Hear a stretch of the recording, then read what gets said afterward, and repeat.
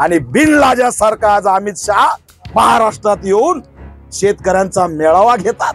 जाती धर्माचं जर उपोषण असतं ना, त्या मंगेशरावच्या खांद्यावर 2 मंत्री येऊन बसले असते। अरे लाज वाटली पाहिजे देवेंद्र फडणवीस, कारण ते देशाचे पंतप्रधान नाहीत, गुजरातचे।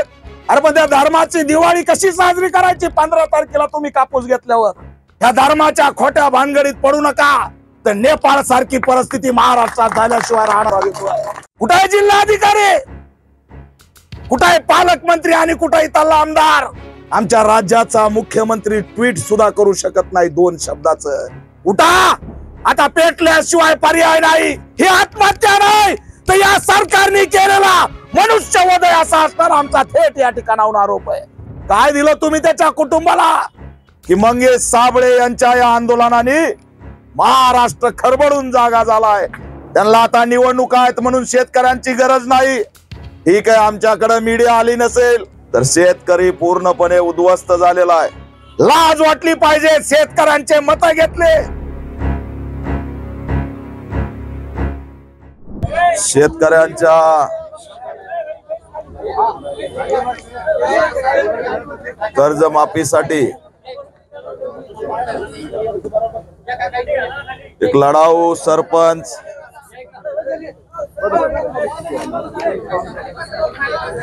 मंगेश साबळे यांनी आंदोलन सुरू केलेलं आहे। राज्याची एकंदरीत आताची परिस्थिती बघितली तर शेतकरी पूर्णपणे उद्ध्वस्त झालेला आहे। जवळपास 65 लाख एकर जमीन, त्या ठिकाणी हेक्टर जमीन ही पूर्णपणे उद्ध्वस्त झालेली आहे। या राज्यातला शेतकरी हवालदिल झालेला आहे। त्याच्यासाठी लढणारा कुणी पुढे येत नाही आणि अशा वेळी जीवाची बाजी लावून या सरपंचांनी एक क्रांतिकारी पाऊल उचललं। ठीक आहे, आमच्याकडे मीडिया आली नसेल, ठीक आहे, राज्य सरकारला आला असेल, त्यांना आता निवडणुका आहेत म्हणून शेतकऱ्यांची गरज नाही। निवडणुकामध्ये जाहीरनाम्यात तुम्हाला शेतीचं सरसकट कर्ज माफ करू म्हणून मतं घेतली, पण आज त्यांना आमची गरज राहिलेली नाही। पण एक मात्र खरंय की मंगेश साबळे यांच्या या आंदोलनाने महाराष्ट्र खरबडून जागा झालाय आणि या ठिकाणी शेतकऱ्याचा मुद्दा पटलावरती आलेला आहे। हा लढाई क्या सिल्लोड सारख्या तहसील समोरून हा सुरू झालेला लढाई आणि म्हणून राज्याच्या मुख्यमंत्र्यांना आमचा इशारा आहे, नौटंकी आणि नाटक करणं लाज वाटली पाहिजे। शेतकऱ्यांचे मत घेतले, आज त्या शेतकऱ्याच्या घरामध्ये खायला काही नाही, ज्याच्याकडे शेती नाही त्या भूमिहीन मजुरांची अवस्था बिकट आहे। अनेक ठिकाणी गावामध्ये डोक्या एवढं पाणी गेलंय, घराची घरं वाहून गेलेत आणि तिथं असणारे निकष लावले जातात की किती घरात पाणी गेलंय। आमच्या मंगेश साबळेंनी इथं मागणी घेतली की सरसकट मदत करा, हे रास्त मागणी आहे। पण या मुख्यमंत्र्याला जाग येत नाही, शेतकऱ्यांचा कणवळा यांना येत नाही। शेतकरी मेला काय तडफडून त्या ठिकाणी त्याचे आम्ही जे काही फुटेज बघितले, हादरून टाकणारे फुटेज आहेत। आम्ही सुद्धा ग्रामीण भागातून आलेलो आहेत।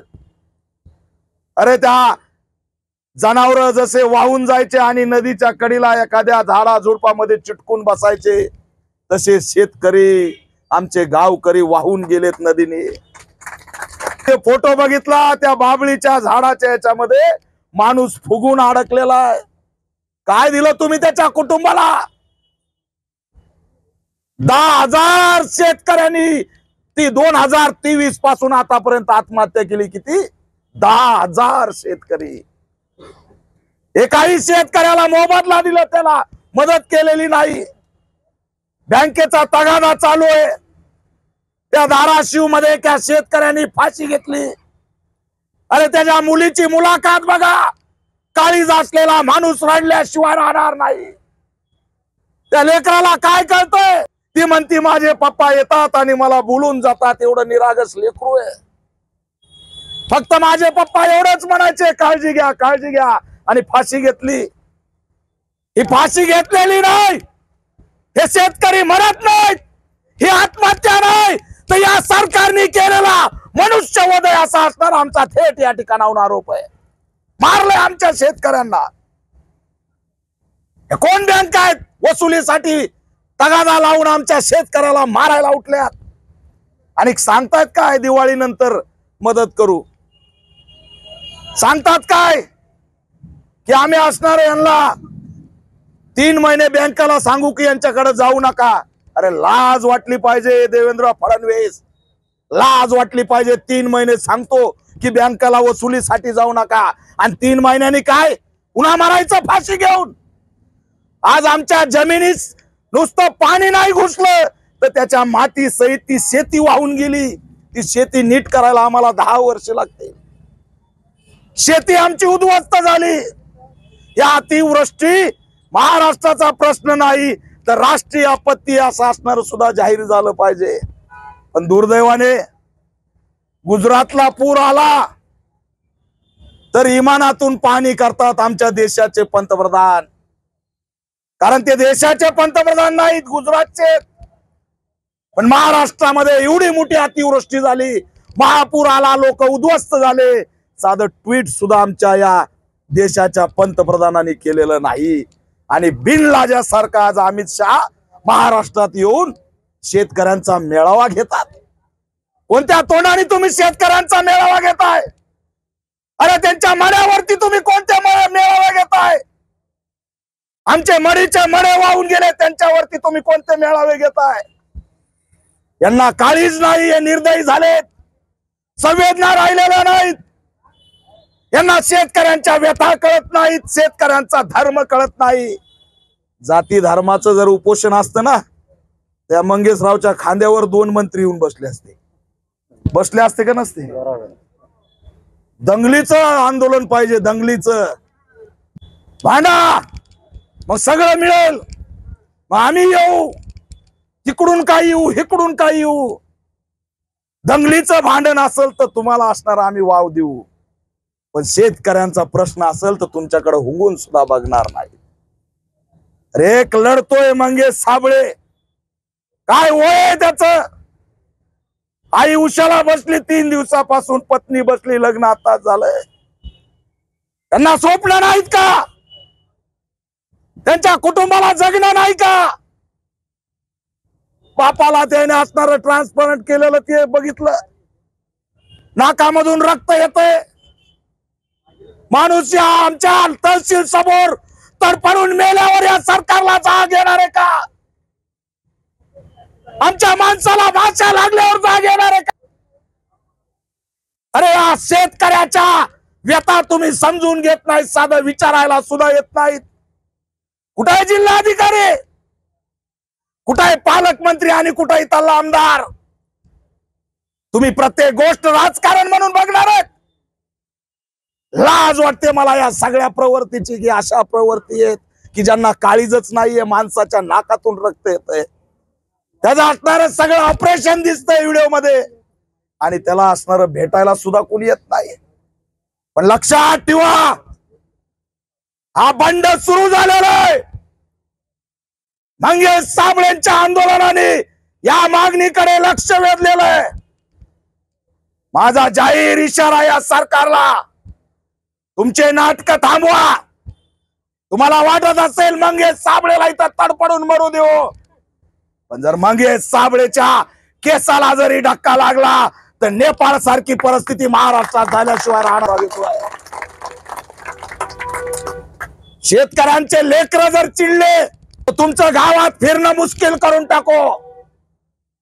शेतकऱ्यांच्या लेकरांना सुद्धा आव्हान करतोय की तुम्हाला असणारं चिडून उठावं लागेल।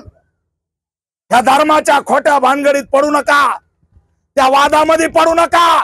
खरा वाद शेतकऱ्यांच्या हक्काचा आहे, खरा वाद भूमिहीनांच्या हक्काचा आहे, खरा वाद बेरोजगारांचा आहे, खरा वाद रोजगारांचा आहे, आणि त्याच्यावरती सरकार बोलायला तयार नाही. किती दुर्दैव आहे. अरे एवढं गंभीर सुरू असताना आमच्या राज्याचा मुख्यमंत्री ट्विट सुद्धा करू शकत नाही 2 शब्दाचं. अरे एखादा आमदार खासदार मंत्री सुद्धा लिहू शकत नाही. अरे लिहिल्याने काय, मंगेश साबळे रात्रीत मुख्यमंत्री होणार आहे का? नाईक पिक्चर साधला, तो पिक्चर होता, त्यांना मला मुख्यमंत्री दिवसात बदलून टाकू सगळा खेळ. पण तसा काय अमरीश पुरी आम्हाला भेटा नाही. ते म्हणतोय मलाच राहू द्या. काय होणार आहे? 2 लाईन जर लिहिल्या एखाद्या आंदोलनाबद्दल पाठिंबा दिला तर काय होणार आहे?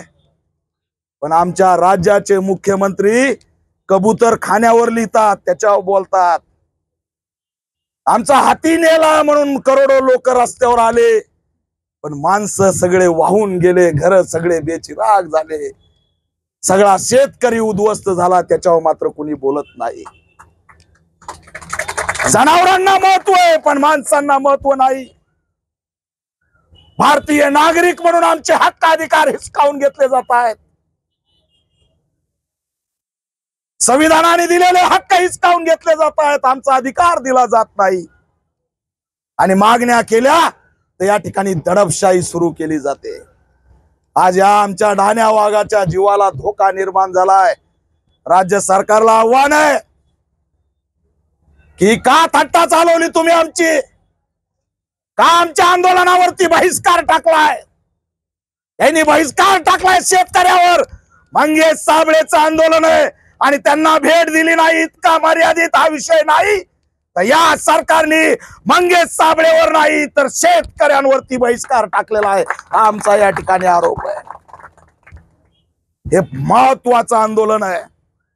शेतकऱ्यांची कर्जमाफी झाली पाहिजे, ओला दुष्काळ जाहीर झाला पाहिजे, 50,000 हेक्टरी मदत झाली पाहिजे, तरच असणार या ठिकाणी आता हे राज्य शांत होईल. अन्यथा हे वणवा पेटलेला आहे आणि हा आता थांबणार नाही. शेतकरी बांधवांना मी आव्हान करतोय, ताकदीने उभा राहा, तरच असणार या ठिकाणी निभाव लागेल. यांनी लय मोठा खेळ मांडलाय जाती धर्माच्या भांडणाचा, त्यातून बाहेर पडा. आजची गावाकडली परिस्थिती एवढी बिकट झाली. मी भूमिहीन मजुराच्या कुटुंबातला आहे, ऊसतोड मजुराच्या कुटुंबातला आहे. शेती नाही आली तर मला काम भेटणार नाही. माझा तर असणारा न्यायाचा सुद्धा प्रश्न कुणाच्या पाटलावर नाही. अरे ती जमीनच वाहून गेली तर मी आता कुणाच्या शेतात कामाला जायचं? त्याला सुद्धा या सरकारने 50,000 रुपये त्याच्या खात्यामध्ये, त्याच्या अकाउंटमध्ये भूमिहीन मजुरांच्या टाकले पाहिजेत. ही सुद्धा मागणी मंगेश साबळेंच्या याच्यात घेतलेली. आणि म्हणून मित्रांनो, मंगेश साबळे यांना मी आवाहन करतो, तुम्ही स्वतःला जपलं पाहिजे. आपण आयरे गैरे नाही. छत्रपती शिवाजी महाराज, डॉक्टर बाबासाहेब आंबेडकरांचे सैनिक आहेत. उठा, आता पेटल्याशिवाय पर्याय नाही, रस्त्यावरच्या संघर्षाशिवाय पर्याय नाही. यांना जी काही सत्तेची मस्ती चढली ती मस्ती उतरवण्यासाठी आता आपल्याला रस्त्यावर उतरून लोकांमध्ये जाऊन शेतकऱ्यांचा यांनी कसा छेड केलाय ते सांगण्याची वेळ आलेली आहे. आणि म्हणून तुम्ही टिकले पाहिजे. तुम्ही जर नाही टिकले तर लढणारा सारखा तयार होत नसतो, एवढं लक्षात ठेवा. तुमच्या सहित तुमचं कुटुंब सफर झालंय, मी त्यांना सुद्धा सलाम करतो की लढणाऱ्याच्या पाठीशी त्यांचं कुटुंब कसं उभं आहे. वडील नाहीत मंगेशरावला, आणि ती जबाबदारी नाही तर गावाचा सरपंच म्हणून गावाची सुद्धा जबाबदारी या ढाण्या वाघाच्या खांद्यावर आहे. म्हणून सरकार बायकॉट करेल, कलेक्टर आम्हाला बायकॉट करेल, पालकमंत्री आम्हाला बायकॉट करेल, मुख्यमंत्री आम्हाला बायकॉट करेल. हरकत नाही. चढली ना सत्तेची मस्ती, येणाऱ्या स्थानिक स्वराज्य संस्थेमध्ये शेतकरी या माजलेल्यांची मस्ती उतरवल्याशिवाय राहणार नाही, हा इशारा सुद्धा या माध्यमातून देतोय. राज्य सरकारने या आंदोलनाची दखल घ्यावी, आणि जर तात्काळ दखल तर मात्र राज्यामध्ये उद्रेक झाल्याशिवाय राहणार नाही. शेतकऱ्यांचा अंत पाहू नका. शेतकरी पूर्णपणे कोलमडलेला आहे. केंद्राने सुद्धा मदत केली पाहिजे, राज्य सरकारने सुद्धा मदत केली पाहिजे। आम्ही अनेक सामाजिक बहिष्कार ऐकलेले आहेत, पण हा शेतकऱ्यांवरती टाकलेला बहिष्कार सुद्धा महत्वाचा आहे। तुमचं ऐकायचंच नाही। 15 तारखेनंतर कापूस घेणार आहेत। दिवाळी कधी करायची? दिवाळी आली, धर्म सांगितला जातो आम्हाला। अरे पण त्या धर्माची दिवाळी कशी साजरी करायची? 15 तारखेला तुम्ही कापूस घेतल्यावर लेकरांनी शिकायचं कसं आता इथून पुढे वर्षभर? आणि सांगितलं जातं या मागण्या मंगेशरावच्या राज्याच्या आहेत, तहसीलशी संबंध नाही। अरे बाबा, त्याचं घर जर त्या अतिवृष्टीमध्ये पडलंय, ते तहसीलदाराचं काम आहे का राज्याचं काम आहे? त्या खालच्या कामाचा तरी तुम्ही इथं आढावा घेतलाय का? तहसीलदारला, ग्रामसेवकला लाज वाटली पाहिजे। तोंड बघून मदत द्यायला लागले, तोंड बघून। माझा मतदार कोण, त्याला मदत, त्याचं घर नाही पडलं तरी त्याला मदत। अरे बंद करा ना ते नाटक आता तरी।